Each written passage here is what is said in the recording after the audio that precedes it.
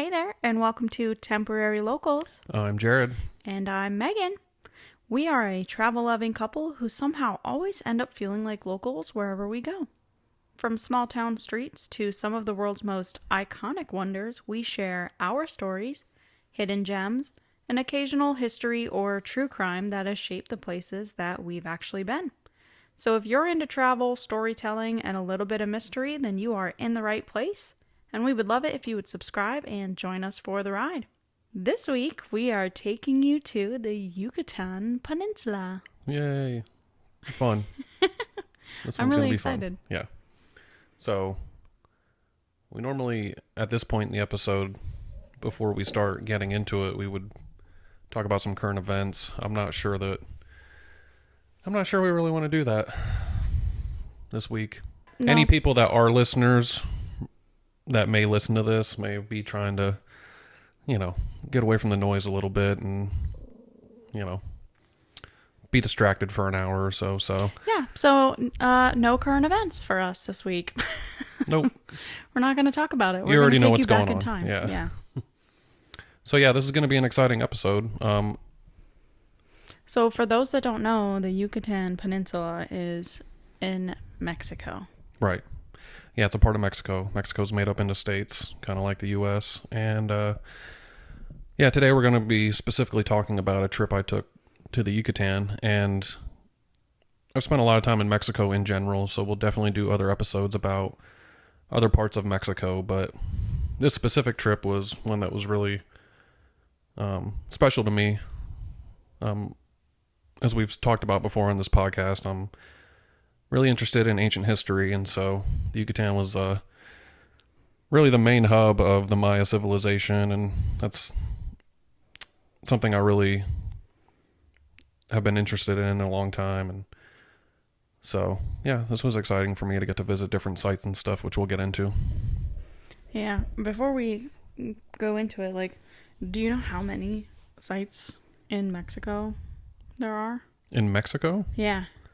Of the Maya, or because the just Aztec? any archaeological sites in Mexico. thousands, Yeah. and probably more that haven't even been discovered. Yeah. I mean, if you look at all the different ancient civilizations throughout the history of, if you want to just say Mexico, I mean, you have the Aztecs, obviously, the Maya, the Toltecs, the Olmecs. I mean, the list goes on and on. So, but the mother civilization, what they say is the oldest civilization that we know of, would be the Olmecs, and they're the ones that have the colossal statue heads that if you're kind of unsure of what that is, you've probably seen pictures of them, but they're Is that the like giant Easter Island, or is that something different? No, it's something different. They're the big giant stone heads. But that's the earliest Mesoamerican culture that we know of, and so a lot of the different civilizations that came after them, the Maya and then the Aztec after them, they got their calendar, and a lot of their culture came from the Olmecs. So There's a good book on the Olmecs that's written by Luke Caverns. Shout out Luke Caverns. So, but yeah, the Yucatan is known for its many Maya sites, and so we'll kind of get into that. And so when did you go? This was right around Christmas of 2022. Ooh. Yeah, I think we got back on the 23rd, so it was right before Christmas. Oh, nice. And what's the weather like? It's still hot? Yeah, it's still hot. It wasn't terrible, but you're in the Yucatan, so it's kind of like Costa Rica. I think Costa Rica is even closer to the equator, but yeah, I mean it's warm year round there. So we actually flew into Cancun. That's the major airport in the Yucatan. I think a lot of people go to. Obviously, a lot of people go to Cancun. Yeah, it's a popular tourist spot, resorts Yeah. and stuff like that. It's very stock there too. Yeah, it's very touristy, very resorty. Not somewhere that I had any interest in, but we did fly into there, and so I think Tulum itself has which is where we spent most of the time and we were based, was in Tulum, which is also in recent years gotten very touristy and very commercialized, I guess. But a lot like Bali, a lot of people talk about Bali and kind of how it's changed over the years. But Tulum, what interested me in Tulum, aside from the Tulum ruins, which is a Maya site right on the coast, which is something I really wanted to see, is Tulum is very centered around like spirituality and like holistic practices and stuff like that, yoga. Yeah. And at this time, especially, I mean, I'm still into that kind of stuff, but at this time I was very big into like yoga and, like holistic stuff. So Tulum's kind of like the mecca for that, kind of like Bali is in Indonesia. So that's somewhere I wanted to go. And, so we flew into Cancun and immediately left Cancun and headed south. And how did you leave? Like, we got a car. oh, okay, Yeah. you rented a car. Mm-hmm. And we headed south, and between Cancun and Tulum is a small little like coastal town called Puerto Morales, and we spent a night there. We ate there and spent the night there, and yeah, it's a cool little coastal town. I mean, there's not a ton to do there, but it was kind of like, remember some of the coastal towns we visited in Costa Rica? It was kind of like that, there's like more local restaurants. A lot of people stop there going in between Cancun and places like Tulum, but itself, it's not a like huge touristy area. So yeah. So, okay, Yucatan Peninsula, Mexico comes down. We talked about this before because I was like trying to understand the geography. Mm-hmm. So Mexico comes down, and then the peninsula kind of comes up in the Gulf. Yeah. Is there part of the peninsula that's also on the Atlantic? Like, is there not? Yeah, I think it is. Yeah, it is part of the Atlantic, and it's in the Gulf, also in the Gulf of Mexico. So what side of the peninsula is Puerto Morales on? So that whole side of that coast would be on the east coast side of the peninsula. So that would be the Atlantic. Okay. Yeah.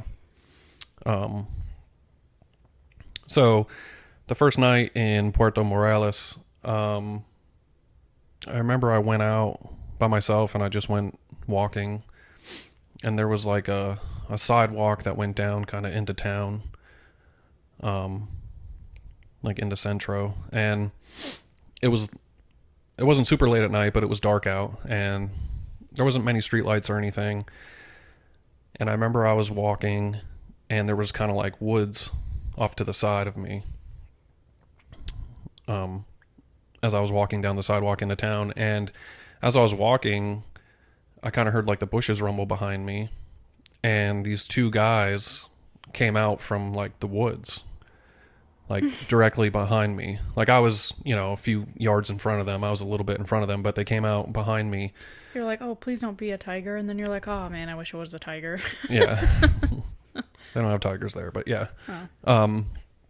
Jaguar maybe. But, so these two guys were like behind me and they were walking in the same direction as me. And so I thought they were following me. I'm a lone traveler at night in Mexico. It's late. Mm-hmm. We've all heard the stories. So I started to get a little nervous, and I was kind of thinking to myself, like, because, I always try to be aware when I'm in other countries, especially when I'm by myself.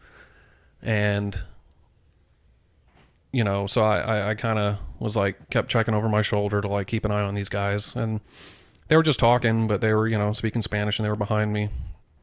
And so the first moment I kind of had to like get off that sidewalk, like get off the trail and take like a side street. Once we got closer into town, I did that, and I kind of like beeline to the left, and I didn't know if they would like follow me or like what they were, what their intentions were. Well, they just kept on walking right past, and so it was one of those moments where I was kind of like, well, I mean, it's good that I was being like cautious, but I also should have a little more faith, I guess, in people and like not be so, And so I kind of like... Well, I mean, they came out of the woods, so... Yeah, they did. The same thing actually happened to me in Hawaii before, because where we were at in Kihei in Hawaii, in Maui, they have a lot of homeless people. And the homeless people live in the woods. And so, like, you'll just be walking down the street and, like, homeless people will just, like, come out of the woods, like, randomly. Yeah. And so, I don't think these guys were homeless, but It was dark, so maybe maybe there was like a Shortcut driveway or something. I mean, I don't know, Maybe. but it seemed like they came out of the woods, but they kept walking past, and so I kind of stuck my head around the corner to see like where they were going, and I saw them go into this like building, and they opened the door, and light comes out, onto the street from inside, and I hear music, and I hear some like lively music, so I'm kind of like curious.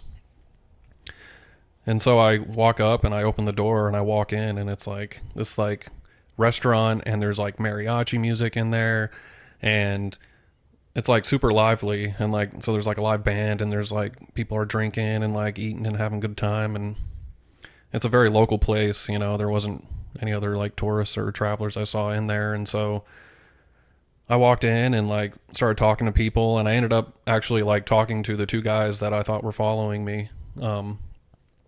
And yeah, just I like ate there and stuff, and I don't know, it was kind of a cool moment because it made me realize like you should be cautious when traveling because you never know, but also the world isn't as scary as it may seem. Did you tell them that you thought that they were following you? No, I didn't. I think they recognized me though, because even though it was like dark, like I think they could tell obviously I wasn't from there. Yeah.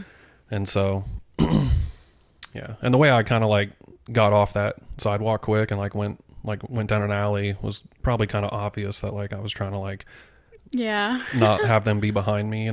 Yeah. It's like when you cross the street, like if you see like a shady person coming towards you and you like cross the street, it's like kind of obvious. Yeah. So yeah, that was kind of like a cool moment, and it was just like, it was like your first night there. Yeah, first night, yeah, in Mexico. So yeah, and then I remember we ate at a restaurant in town there, and I wish I could remember the name of the restaurant because overall the food was good. It wasn't like the most amazing Mexican food I ever had, but I remember they had homemade like guac, because we got chips and guac, and like everything they make there, make it at the table. Yeah, everything they make there is like fresh. Like even the chips are like handmade, like they make them there. And the guac was like homemade, and Moe's could never. It was so good. I don't even really like guac that much. Like I'm not a huge chips and guac guy. I like salsa and stuff, but it was like so good. It was like the best guac I've ever had to this day. Yeah. And it was just at like a little shack in, Puerto Morales. So it was that's what I remember from that town. Yeah. Aside from that story of the guys following me. So yeah. After that, we woke up and made our way into Tulum. Do you remember how far Puerto Morales is from Tulum? A couple hours. Yeah. So is that like the midpoint from? I think it's closer to Cancun, but it's in the middle. I mean, it's, on the way. So. Did you plan to stop there, or you guys just kind of? I think so. Yeah. Yeah. This was another one of those trips that I kind of planned out, and like you and I have talked before, like we usually plan pretty in depth, but we also just kind of wing it a lot of times too. And we always leave room for that. You want to have a set plan as far as like where you're staying or like the main things you want to do. Because for a lot of things, you may even have to like pre-book before you even get to the country. Yeah. That's what I tell anybody that talks to me about like Peru specifically. It's like there's a thought process in the travel community of like, we'll just show up and kind of just do things. And it's like, well, that's great. But for certain things, like you can't do that. Like you can't just show up and get a ticket to Machu Picchu. You have to book in advance. And you would only know that if you do the research. Right. Which I wanted to do, and I think we will do an episode on like how we, or at least a segment or something on like how we plan a trip. Mm-hmm. Because I think it's, like you just said, it's important. Like you build an itinerary so you can have some research and a general idea of like things that you can do, so you're not bored. And so, but what that does is it makes you look into the place and learn things about it so that you're aware. So you might go there and be like, okay, well, we plan to do this where we're going to land in Cancun, we're going to drive, and we're going to spend a night in Puerto Morales, and then we're going to go to Tulum. But you might get there and be like, you know what? If you didn't book travel, like maybe we want to stop off somewhere else along the way or something like that. But at least having like a general idea of like the areas that you're going to be in and like what's around and stuff is just good in general. Yeah. Yeah, I mean, I've definitely gone on trips where I didn't plan anything. Like we talked about in the episode on Thailand, we didn't really plan. I mean, we had a few things that were like the main things we wanted to do, but we kind of just let things happen. And I do appreciate that too. But, I'm on all kinds of different like groups online from like different places all over the world. And I see all the time people commenting in like the Peru groups about like, oh, I showed up in, Aguas Calientes and I couldn't find a ticket to Machu Picchu. Yeah, like I thought I would just show up and be able to like walk in, and it's like, no, like that's crazy. Yeah.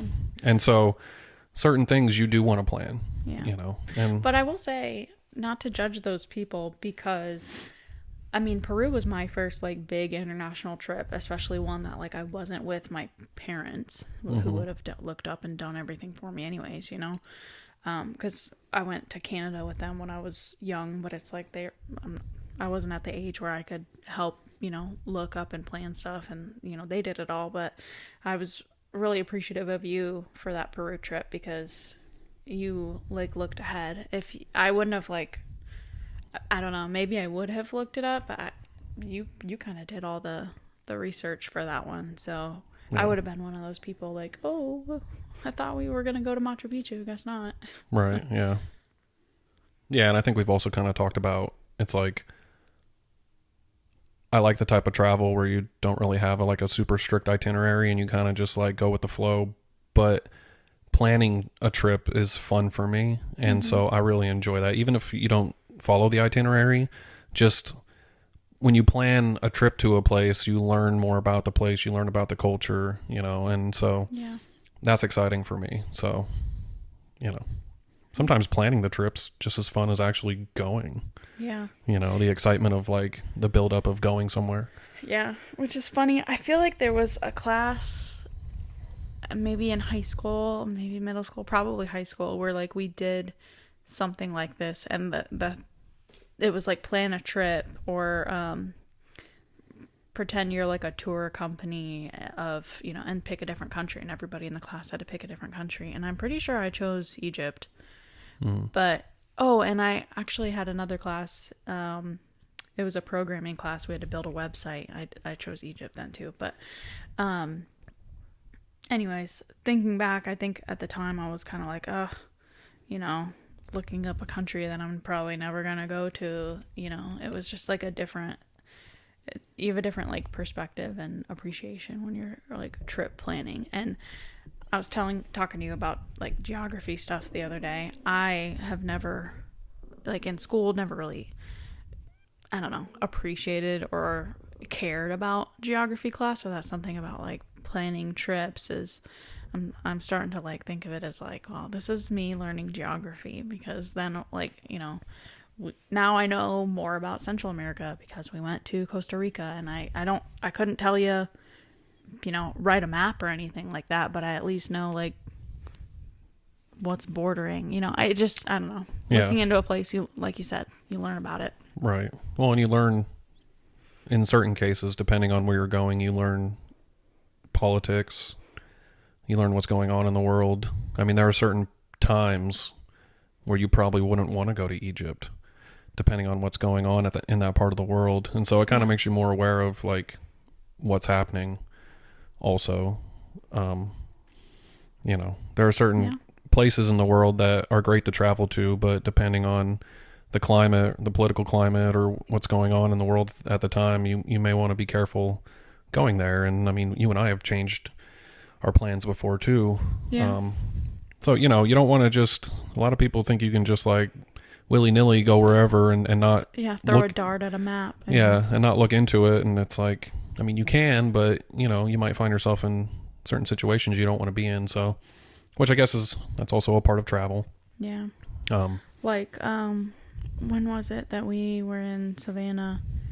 We were there, and it just happened to be Orange Crush weekend, which is like it's like a party, like a college like party weekend. And we were looking, and there were like families there with their kids and stuff, and it was just a very turned up, hyped college party time. And we were just looking at those families like, oh yeah, we were on Tybee Island. Yeah, and we knew it was Orange Crush weekend, but we already had plans, and so we just went.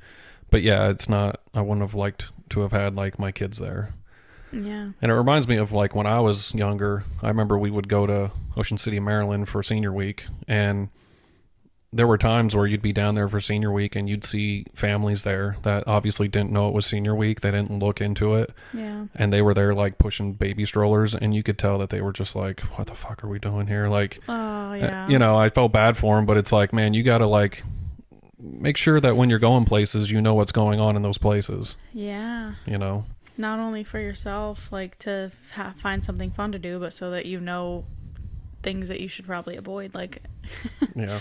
Imagine you could end up going to like Myrtle Beach, bringing a bunch of kids. It's probably would be fine, but like bike week, it's like super busy. No, you don't want to be there for bike week with, no. And I guess this would kind of go back to our current events, but there was like a huge uprising in Nepal. I don't know if you saw that, but there was, they like overthrew their government. And so there was like recently mass protests in the street and mass like, rioting and stuff. And I saw videos of like English tourists that were there that just happened to be there during it. And it kind of came up out of nowhere. I think, I don't think they like, it's not like they flew in and it was already happening, but they were kind of caught in the crossfire of all that. Yeah. And, so you never know, what's going to happen, so, but yeah.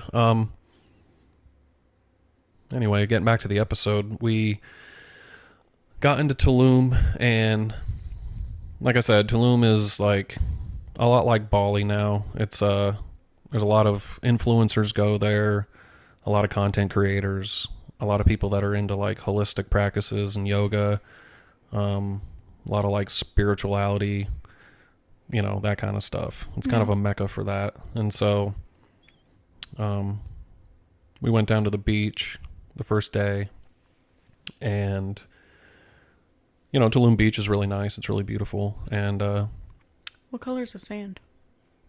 Is it white? Yeah. Brown? It's white. White sand? Yeah. Ooh. Turquoise waters, it's a Mexican beach. It's beautiful.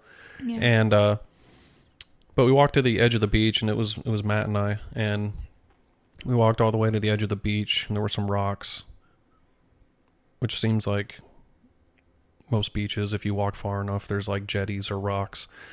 And we kind of walked over the rocks, and this was like a public beach, and but there are resorts around.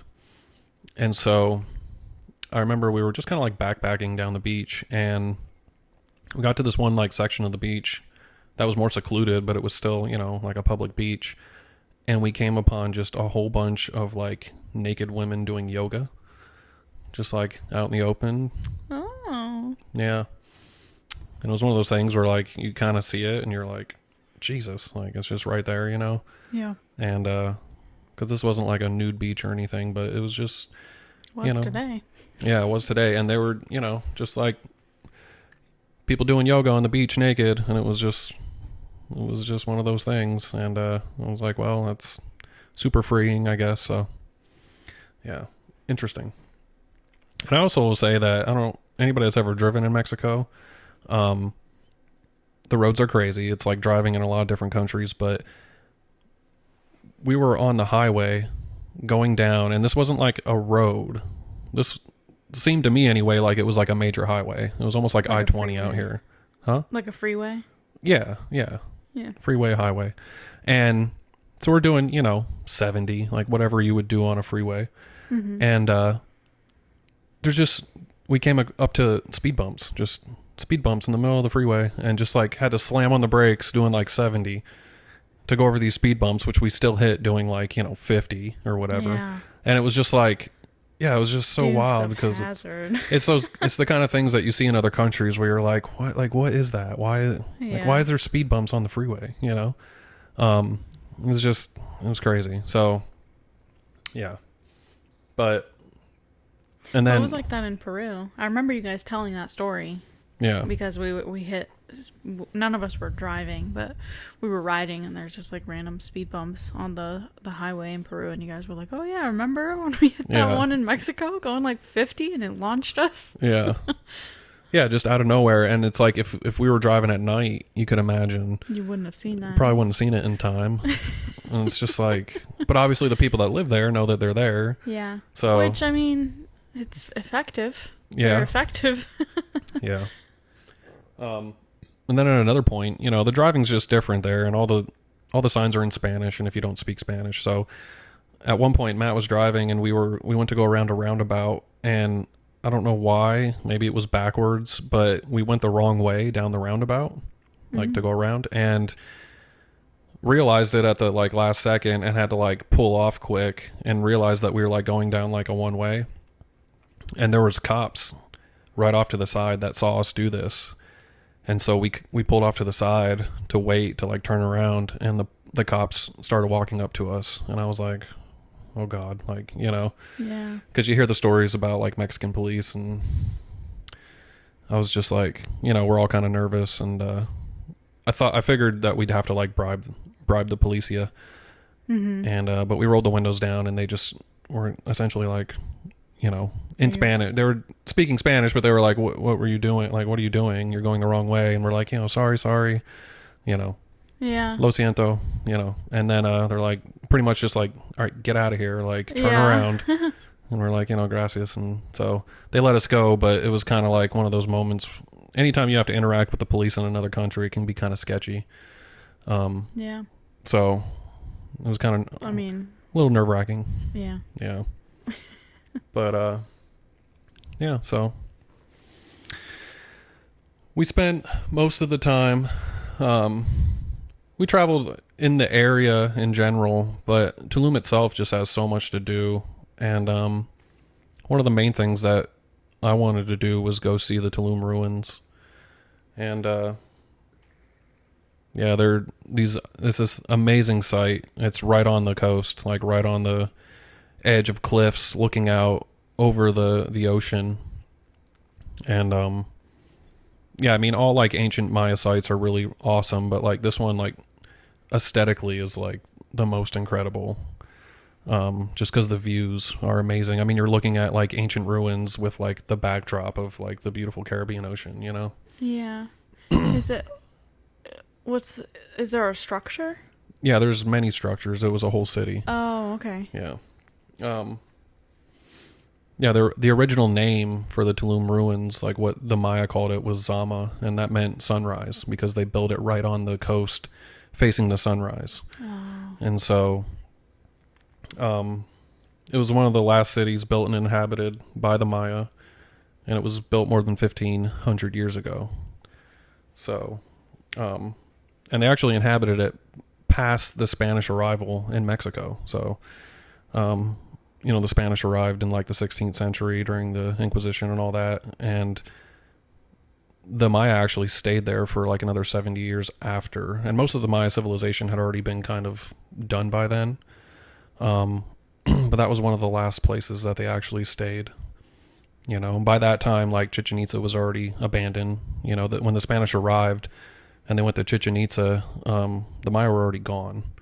And so, Why were they gone? I mean, their civilization just dwindled, and it's actually kind of a mystery. I mean, people will say that like the Maya civilization ended because of colonialism, but they were all but gone before the Spanish even arrived. I mean, they still had a few like little villages and stuff, but it was mostly the Aztecs that were like affected by colonialism. The Maya were gone, you know, they started dwindling centuries before the Spanish even arrived, you know. Were the Aztecs and the Maya at the same time period, or were they like a little staggered? Well, they were staggered, but the Aztecs came after. Yeah.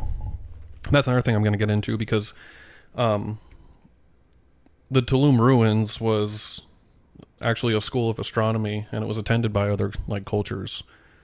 And this is kind of debated, I guess, amongst like historians and archaeologists, but they found evidence that like other cultures actually visited this site, which the Maya called Zama.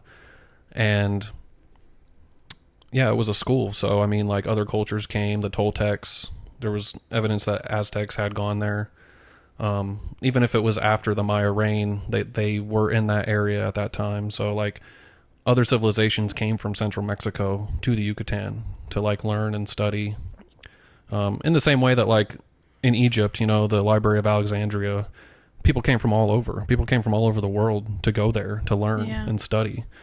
And so this was kind of like that in the like Mesoamerican world. So it wasn't an important site, but yeah, so it was cool to learn all that and to like experience that. And as you're walking around, they have like little trails that go throughout the entire site, and there's different like structures, and again it looks out over the coast, and there's like these long staircases that go down to the beach and stuff. Oh, cool.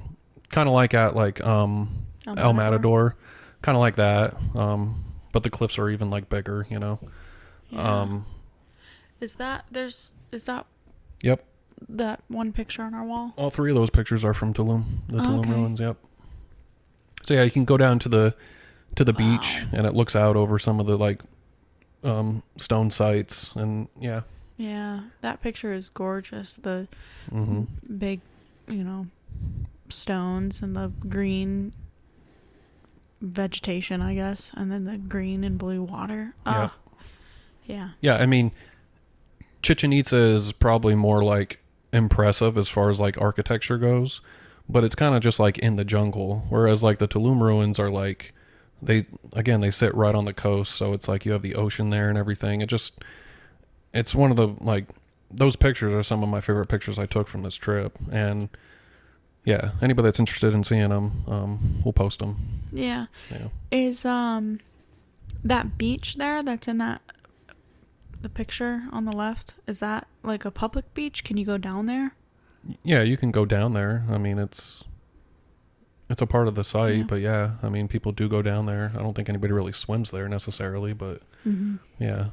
And to go to the site, is it like like they would manage like a national park here or something like that? Like, do you have to pay to get in? Yeah, you have to pay.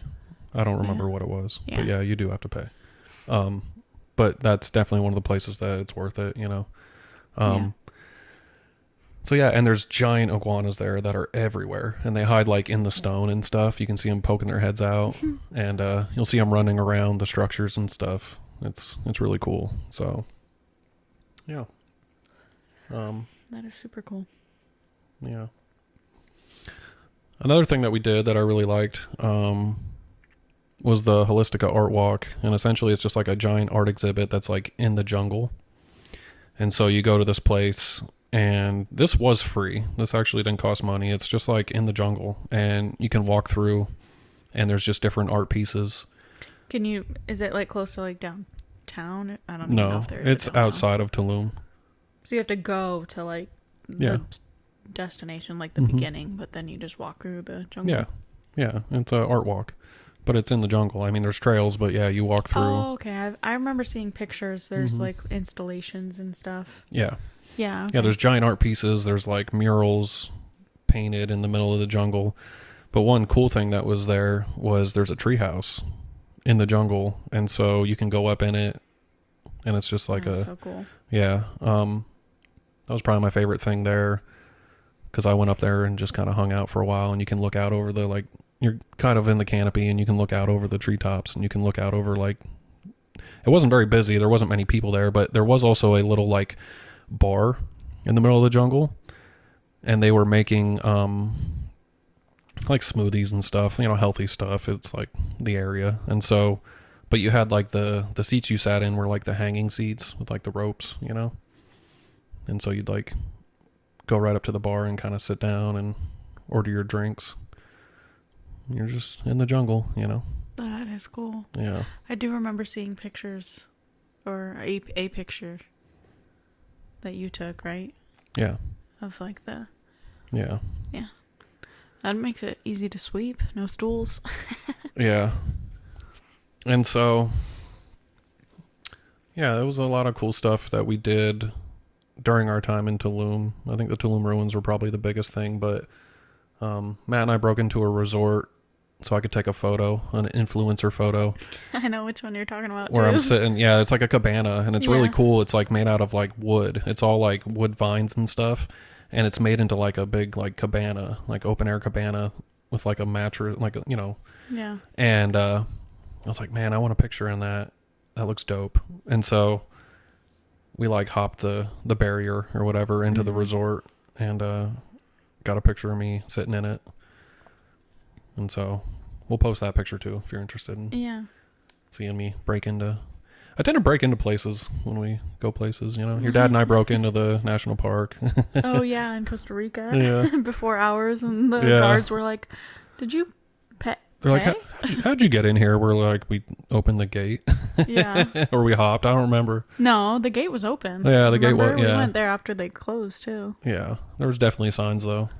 Yeah. But we were like, we're gringos. We just said we didn't. I don't know how to read. Yeah, we don't know Spanish. We just. Yeah, it said. Yeah, had hours on it, but it's like, but it's in English too. I don't know. I don't know what to tell you. Sprechen Sie Deutsch? I don't know. Yeah. Another big thing that a lot of people do in the Yucatan Peninsula, and what it's really known for and famous for, are cenotes. And if anybody is unsure of what a cenote is, it's a giant sinkhole, limestone sinkhole, that has water underneath that's collected. And so these are considered sacred. They've been around for thousands of years, and they were considered sacred for the Maya. They believed that they were a portal to the underworld, and so they would actually have rituals in these cenotes. And so people come from all over the world to go diving in these things, you know. Do they get... Is it kind of like it's like a cave, right? Or it Yeah. can be? Yeah. It kind of looks like a cave. It's just a giant sinkhole. There's a giant hole, and below there's water.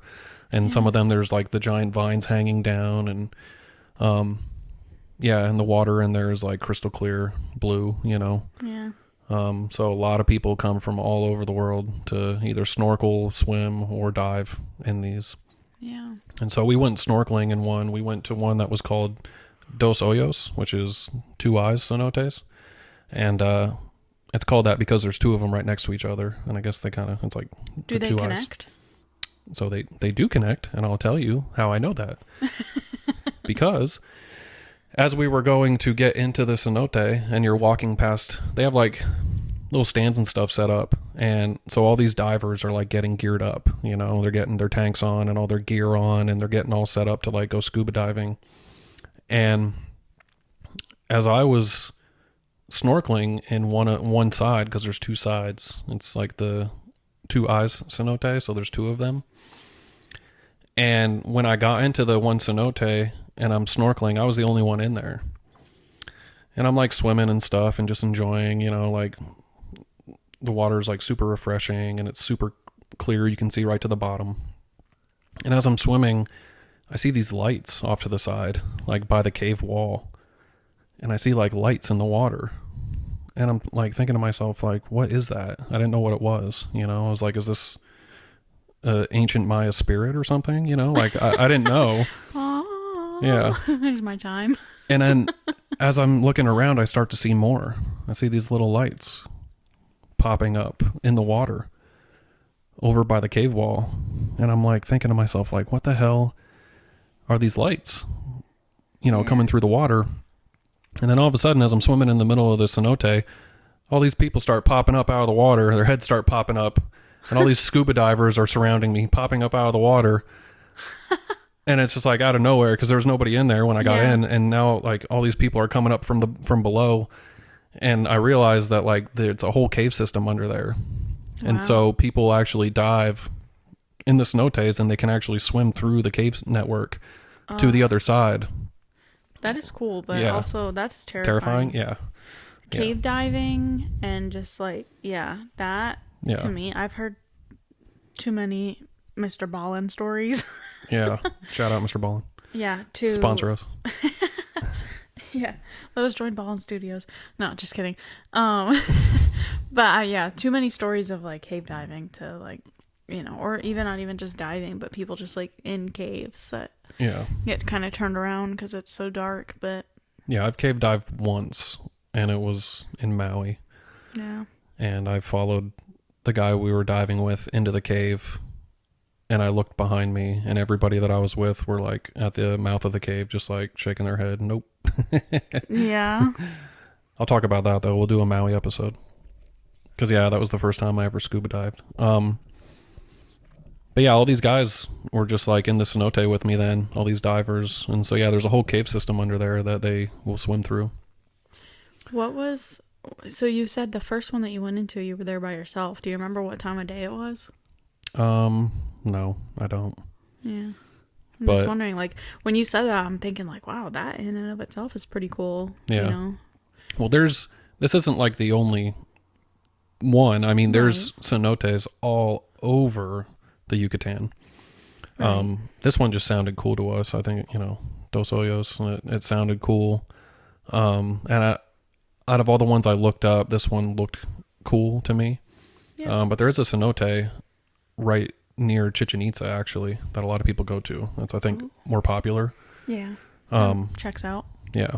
So, but yeah, that leads me to the next thing that we did, the next big thing, and probably the biggest thing is going to Chichen Itza.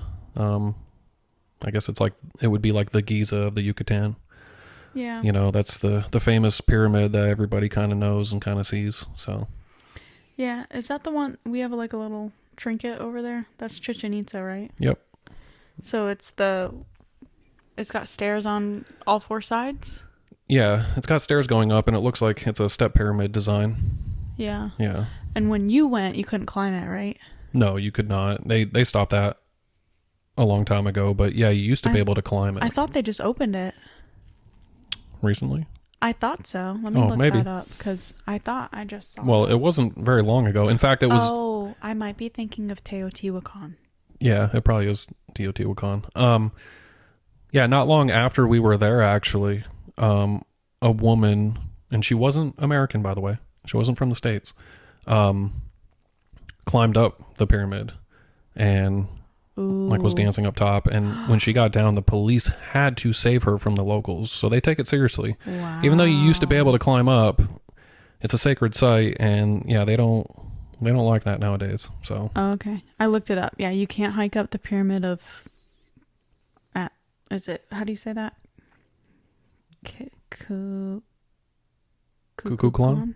Yeah. Okay.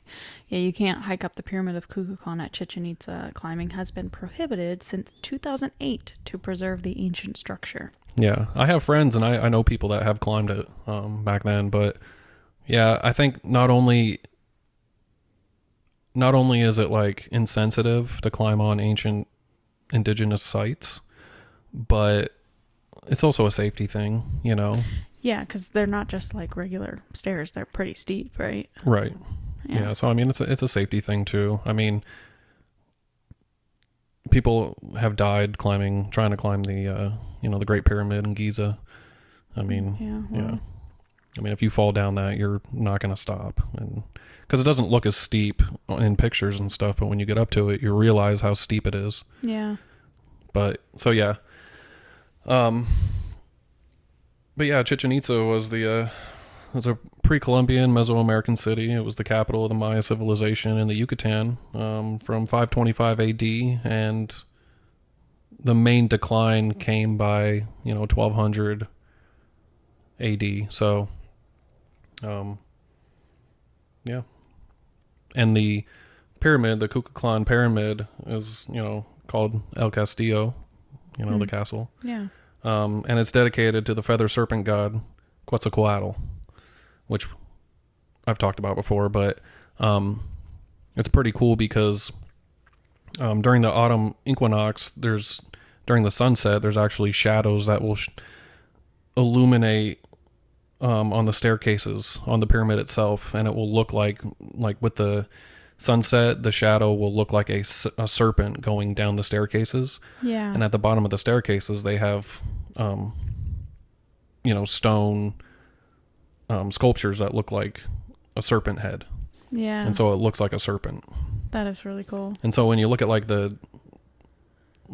just the engineering, the designing that goes in that the Maya, because the Maya were very advanced. I mean, a lot of people, when they think of ancient civilizations, they think of Egypt, obviously, which, you know, give them their due credit. But as far as like Mesoamerican cultures, I mean, the Maya were so advanced, and like, especially when it came to like astronomy and astrology and all that kind of stuff. I mean, they really knew their stuff, and their architecture. And it's also like the way they build it is like acoustically amazing, because if you stand in front of the pyramid and you clap, the way that the acoustics are with the top of the pyramid, with the crest of it, it will actually like bring a bird call back to you. What? And so I saw a video of a guy doing this, like a tour guide doing it. Yeah. And so when I went there, I was like, I want to try that. And so, yeah, if you clap in front of the pyramid, you'll hear a bird call. Well, any kind of bird, or like? Yeah, I don't know. What's it sound like? Like a bird? Caw. No. No, it's just like it's, you have to listen to it. Anybody listening, go look that up. It's really incredible that they were able to design that way, you know. Yeah, just the engineering that went into creating these different Maya sites are incredible once you're there and you're kind of looking at them and you realize like what went into making these things. Yeah. Yeah. So, yeah. That's awesome. That was Chichen Itza. And there's a lot of vendors there that will try to sell you little trinkets of the pyramid, and you know, it's a pretty popular site. It wasn't super crazy when I was there, you know, and you can kind of walk around and do your own thing. So it's self-paced. Do they do like tour guides? They do, yeah. You can get a tour guide. Mm-hmm. That's cool. Which is good to do if you're somebody that really wants to learn a lot about the history and like the ancient civilization of the Maya. Yeah. But yeah. And they show you cool tricks like that. Like, because again, if I hadn't seen that video online of the guy clapping in front of the pyramid, I wouldn't have known to do that, obviously. So, right. You know, the guides do have really cool information and stuff. Yeah. I think like purists, when it comes to travel, like turn their nose up to like tours and tour guides. And in a lot of cases, I understand that. But if you're going to a place like that's full of ancient history and you're going and visiting like ancient sites and stuff, the knowledge you get from a tour guide is like invaluable, you know? Yeah. Well, and that reminds me, so our Costa Rica episode, we talked about going to the Mistico Hanging Bridge Park, and we didn't get a tour guide for that one because I think we were just like, no, I think we'll just, you know, we'll do it ourselves. And I don't know if we were like pinching pennies, but we were like, we'll get a tour guide at another place. We'll do this by ourselves. But I had a friend who listened to the podcast. Her name is Abby. She said they did the same thing. They also went there, but they got a tour guide at Mistico. And her talking about it made me like think, man, I kind of wish we would have got one, because she said that all the tour guides kind of communicate. They have radio, so they can be like, hey, over here at this specific bridge, there's a sloth. And they'll like, you know, and they were, you know, we went to a sloth thing, and there's no way without knowing what you're looking for that you're going to spot a sloth in the wild. Right. And so she said they saw a lot of animals, and she said they actually saw one of the eyelash pit vipers. Like I think they're yellow. They're like bright yellow, and they look like they have little eyelashes, venomous. Right. But I was really upset we didn't see it. Well, we did see one snake on that one at the national park, but yeah. And after we saw that snake, from then on, if it was like late or it was early morning, we had headlamps on. Yeah. And we were scanning the trail in front of us as we were walking, because there are a lot of venomous snakes in that part of the world. Yeah, I was really surprised we didn't see any. But anyways, back to what we were saying about tour guides. Just reiterating that point that, yeah, it's worth it to get the tour guide. Yeah. If you have the money to spare, you know. Right. Yeah, and I mean, I would like to think I'm like pretty knowledgeable on like different ancient cultures and civilizations. It's something I really am passionate about and I like read a lot about.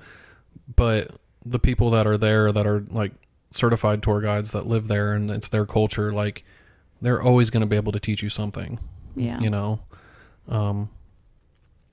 So yeah, I mean, I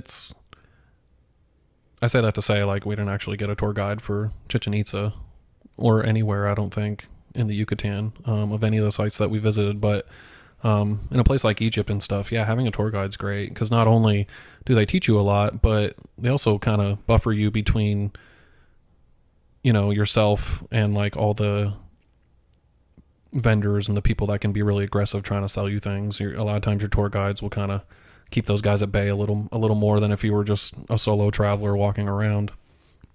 So yeah. But yeah, like I said, it was there's a lot of really good food in the Tulum area too. And I'll talk later about Merida. We also did go to Merida. I'm not going to get too far into that, but that's the capital of the Yucatan. I'm actually wearing a Merida shirt right now. Oh yeah. And they're known for having really awesome food. But yeah, where we were staying in Tulum, it was actually kind of like a little bit like, it wasn't outside of town, but it was outside of like the center of town, you know, outside Centro. So I would walk down into town a lot to like get something to eat or hang out. But on the roof of the place that we were staying, there was a little area that you could kind of hang out. There was like a picnic table up there. And so I would go up there and I'd do yoga in the morning. Like I said, at this time, I was like into yoga, which is one of the reasons I was here. It's just a really spiritual place, you know? And so I'd go up for like sunrise and I would do yoga in the morning, looking out over the town and over the jungle. Oh, I bet that was nice. Yeah. Nice and peaceful. Yeah. And early in the morning, we would hear like construction, like we'd hear hammers and saws and stuff going on. And there was a building right across from where we were staying. It's probably a hotel or something going up, but it was like you could see into the building, you know, like into the rooms, all that, like there was no walls. Yeah, that's cool. And the one morning at like 5 a.m., I woke up and I looked out the window and I could see in the building, the construction workers were like, had hammocks set up. Yeah. Like it was like an open air building and they were like laying in hammocks, like on like the 5th, 6th floor. Wow. Yeah. And I remember thinking like, and then there was a few that were like just sleeping on like a mattress in the room. Yeah. But I remember seeing that and just being like, man, the stereotype that like Hispanic people are, you know, whatever. It's like these guys are like, they work on the job sleeping site. on the job. These guys work all day in the sun and then sleep in hammocks on the job site so that they can be up at, you know, 5 a.m. or whatever to start working again. Yeah. And so that's dedication, you know? Yeah. So. Wow. That's also just a cool like visual to think of like that. You know, the building set up and like the grid and like you can see into every room because it's not, you know, the wall has. I have a picture of that too. Have you I never showed you that picture? I don't know. Yeah, I'll show you. Okay.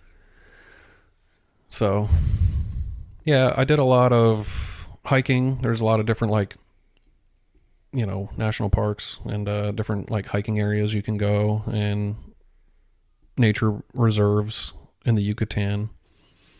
One of the places I hiked was the Reserva de la Biosfera. And so like biosphere? Yeah, that's what that means.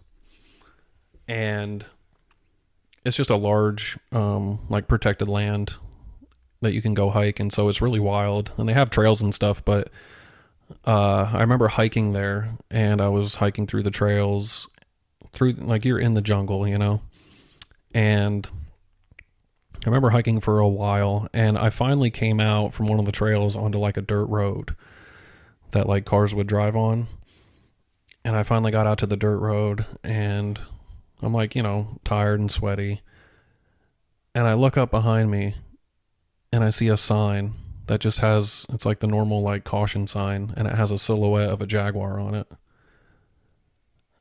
And I know to like a lot of people that maybe have been to the Yucatan or that area of the world or that live there, that might not be a big deal. But for me, I had never seen anything like that before. And so that kind of let me know that, hey, I just hiked through the jungle and there's possibly jaguars around. Yeah. And so it was kind of like, oh shit. It was like one of those oh shit moments, and because where I'm from in PA, like we have those signs everywhere, but they have a deer on them, it's like, watch out for deer. Mm-hmm. Well, I'm staring at a sign that has a jaguar on it. And so I was like, man, I just hiked through the jungle, where there's known jaguars. And so it was cool and also kind of nerve wracking, but yeah, I just had a thought. We need to either get or make signs like that for our travel wall of like the alligator crossing and like jaguar crossing. Yeah, well, and we saw signs like that for alligators. You see them down here even, Yeah, in Florida, but no, I think that's my next craft project. I'm gonna make like a mini road sign. Yeah. Yeah, and I mean, even being in Central America, like jaguars are, I don't want to say common because they are hard to see and you're most likely not going to see one. I mean, there are people that live in the Yucatan that have gone there many times that you'll never see a jaguar. They're very elusive. Yeah. People that are in the Amazon that never see them, but just seeing that sign kind of like brought me back to like reality that like, oh, there is stuff out here that could kill me. Like I'm in the jungle right now. Yeah. And so it was kind of a cool moment though. But yeah, those were most of the main things that we did in the Yucatan. Yeah. Sounds like a really great trip. Sounds like you did a lot of hiking. Yeah. I would love to go, and I've never been to a cenote. Yeah. I would love to go into one. Didn't we just look up? Isn't there one like kind of near us in South Carolina? We were like, what the heck is that? Yeah. Yeah, because they also have like natural springs and stuff that are kind of like that in Florida, but it's not the same thing. But yeah, there is something. I think it's in like the Sumter area. Yeah. But yeah, between visiting ancient Maya sites and swimming in cenotes and hiking through the jungle, it was a really like adventurous trip. I mean, we talk about different trips kind of have different vibes depending on where you go. And I think we've talked about how our Costa Rica trip was very adventurous. And this trip to me to the Yucatan was very adventurous and also like spiritual in a way. Yeah. So yeah, it was a good time. And I love Mexico and I love this area of Mexico. And I've been all over Mexico, so it's definitely a place that is really close to my heart. I have the Mexican flag on my bag, my travel bag. Yeah. And we'll definitely do other episodes about different areas of Mexico. So, yeah. And then coming back, I remember I think we flew into Charleston, if I'm not mistaken. And I remember landing at the airport and going through, I think we went through like regular security like you normally would. But instead of having to show my passport, I remember walking up and going to I had my passport ready. I'm always prepared. Yeah. Going through the airport and went to hand my passport to the guy and he was like, no, you're good. And I remember being like, what do you mean? Yeah. I just came from a different country. Right. And the guy at immigration was like, nah, you're fine. Yeah. He pointed behind him to a camera and he's just like, no, you're good. And since then, because this was a number of years ago, since then, you and I have experienced that a few times. Yeah. Sometimes they will look at your passport. Sometimes they just want you to look at a camera. But this was the first time that had happened to me, like coming back into the country. And so to me, that was like wild because I was just like, man, like that's crazy. It's crazy and also kind of like worrisome, but it's like, I mean, yeah, I'll use my face to log into my phone. I didn't know I could use my face to get in the country. Yeah. It's very like dystopian, futuristic, like, that was the first time I had experienced that was coming back from Mexico and trying to come into the U.S. No passport needed, Yeah. So very interesting. It's almost like the opposite feeling of like when we went to Peru and they don't stamp for like a visa. Mm-hmm.